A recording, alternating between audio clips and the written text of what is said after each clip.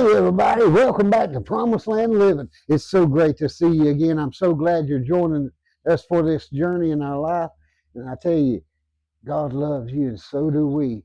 And today I'm so excited to be coming to you. I got little Miss Angie Marie right here beside me, looking beautiful as always in her little Mickey and Minnie hat. And of course, y'all know she is the looks of the and the brains of the operation. I just get to run around and be me. Ain't life good? But listen, if you're broke, busted, and disgusted today, it can stop today. Just a little change in things you're doing, and you can start living a better life. We started the farm a few years ago, and we done really good with it for a while, and it was overwhelming at times. You ever get burnt out on something because you're trying to do everything all at one time, and it can just be overwhelming and set you back. So I never actually got to achieve all the goals I wanted to. And last year I got sick and it put me down for a while, some kind of respiratory thing, and the farm really took a back seat to everything. But this year we've come back stronger and harder than ever, and we're redoing this thing, and but we're doing it in the way we always wanted to do it. And I'm so excited to be telling you about the new animals coming, the things we're doing, and for you to go along with the journey. But not only that, we're going to go through other life's stuff too. But right now we're just talking about the farm, but we will be talking about other things. Ain't that right, little Angie Marie? Yes. As you go through life, you're going to change as you grow, and you're constantly going to be changing and growing. The things you want will change, and you'll change with them. You know, COVID really taught a lot of people a lot of things about how lucky we really are to have the stuff we're having. But even as if you're a homesteader or raising your own food, a lot of people depended on the Cornish cross chickens for their meat supply. And chickens, if they were raising their own meat, that was the very common thing to have because it could produce a lot of meat quickly.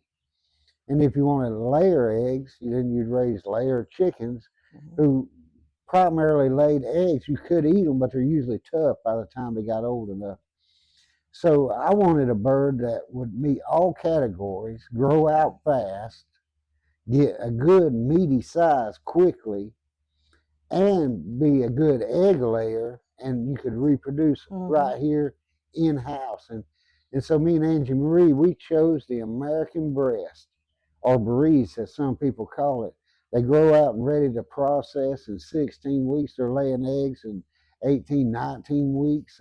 They get to a good size. It takes a little bit longer. Cornish cross, hands down, nothing will outgrow them faster in meats, but you're dependent on being able to order those chicks and get them because you can't reproduce them. So if anything happens in the chain line, then you're just out of luck. So, but for 16 weeks, you can't beat it. And it's supposed to be the world's most delicious chicken. Now, they're a bit pricey to get into to start with, but I'm telling you, I've loved having these birds, and I'm going to show y'all a little something. This is our very first one that we hatched right here on the farm.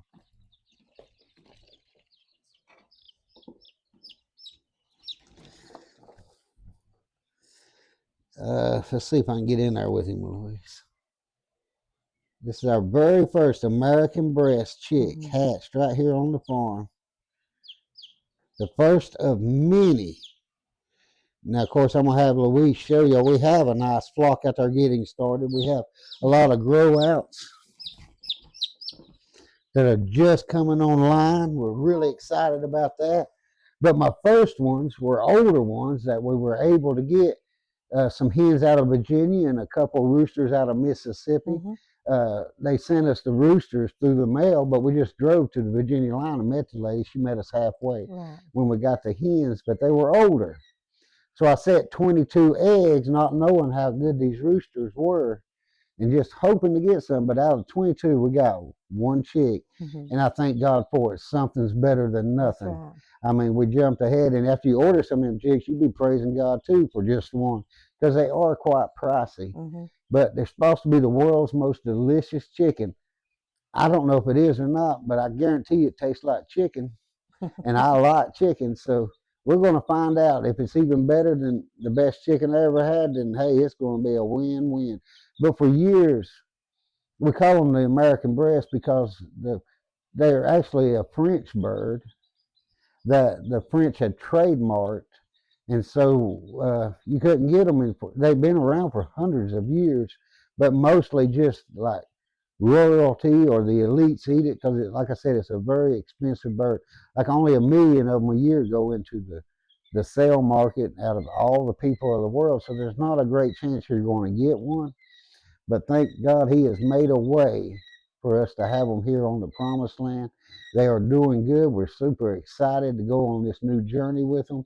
With this bird, they seem to be very mild, very tame, and I've just been a pleasure having them so far. What do you think, Angie Marie? Yeah, we hope that y'all follow along with us too on this exciting journey. Yeah, and sooner or later, of course, we're going to be eating some, but we'll be selling some too, and we want to make it to where, like we did with the rabbits and everything, that anybody that wants them can have them. Mm-hmm. You know, I think it was like 2011 that some rich farmer borrowed a few of these birds from France, and we got them here in Yeah. the U.S. But the U.S. back then had such a limited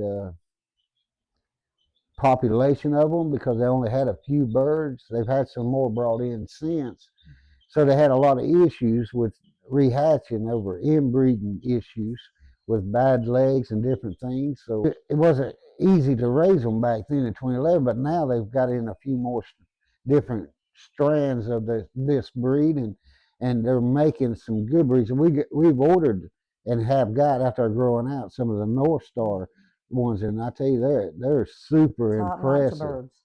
But Yes. now we have a bunch of different birds from Texas, Indiana, Mississippi, Virginia, in different places like that, basically all over the U.S. So we have enough to keep it to where we never have to inbreed or do any of that stuff, and we can just roll right on with it.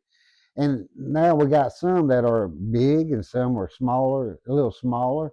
And in here before long, we'll have all nice big birds because we'll breed out the smaller bloodlines Right. that we got. So, when you're just getting started, you got to take what you can get and work Mm-hmm. with it.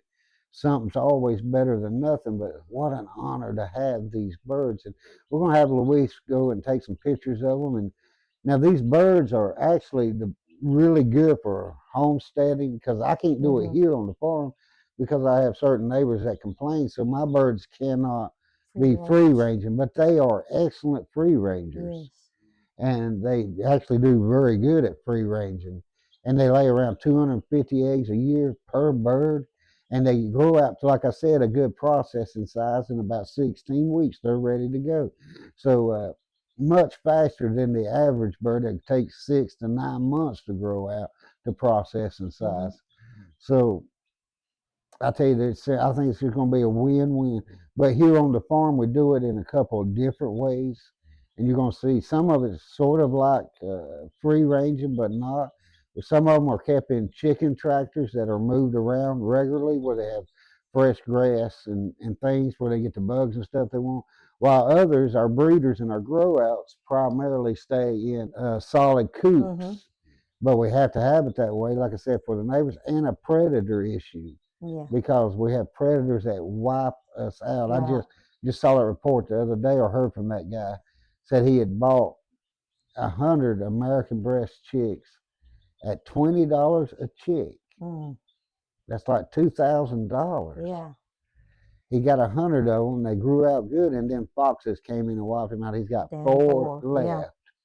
So if you're thinking about getting chickens, you might want to think about the proper way to protect them. Yes. Chicken wire does not work, people. Mm-mm. Just leave that out there. The only thing it does is keep the chickens in there. Right. You're gonna have to go with a mesh or hardware mesh cloth or something. Be sure to dig and place a boundary around there where they can't get up close to Right. the lots and dig, and you'll do fine with chickens and or quail or whatever you're wanting to start. But whatever you're wanting to start, whatever you're hungering for, take my advice and don't start big. Start small, Right.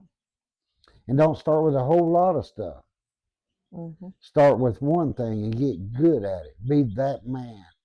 Right now, we don't have cattle here on the Promised Land, although we have kept them for years.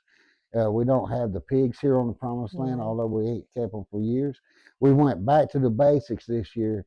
My wife told me last year, she said, what's the one thing you want to focus on when you start back? Pick one thing and focus on that and get Right. back good at it like we did with the rabbits and stuff. I said, well, poultry. And she agreed because a lot of people Yes. wanted poultry. But if we're going to do poultry, I'm going to do the kind I want to do, Right. which was the American breast. So it took me about 3 years to get a hold of these birds, and I'm so glad to have them now. So we're really focusing hard on the American breast. And those of you who've been keeping up with it, maybe the introductory or some of the other stuff, you know, we're building a brand new lot back here in the back. We've cleared off that hill. We've made a flat area in it. And all over the farm, there we named different areas. Like there's one part down there called the Flat. Another part over there is called Buck Ridge. But this new area, when we're wanting you to help us name this area here where we're going to keep our flocks, this whole hill all the way down on this side of the road will be fenced off. We'll have the ducks, the geese. We're going to be planting tons of fruit trees and many, many other things. But up here's the area where we're going to house the chickens. The rabbits will be over there when we get it set up, and the quail in that area over there. But most of the birds will be able to free range, of course not the quail or the rabbits, but most of the birds will be able to free range here amongst the trees because they need some protection from aerial stuff, and they'll eat the slugs and stuff that harm my trees. Now this is some of the little pens we was talking about that we keep grow ends out permanently. We don't move them around, although they are made to do that. I like these little pens, and as you can see, we got some roosters growing out there, hens here. We have a little breeder group over here on the side. And at night, you can see this wire is wire mesh. And that's what you want. You don't want chicken wire. This the predators can't get through. Right. Chicken wire is no good, as you can see. Now they have a sleeping box, a roosting box up in the back. And we'll walk around there and we'll show you a little bit about it if you want to. We'll talk about these things a little bit. Just come on over here. But right here, we can close them up at night. They'll come in here and they'll roost right up there on their little roosters. And then you put the shavings here and we clean it out. It's easy access to clean out. And we also have nesting boxes here on the side where the hens can come and lay in.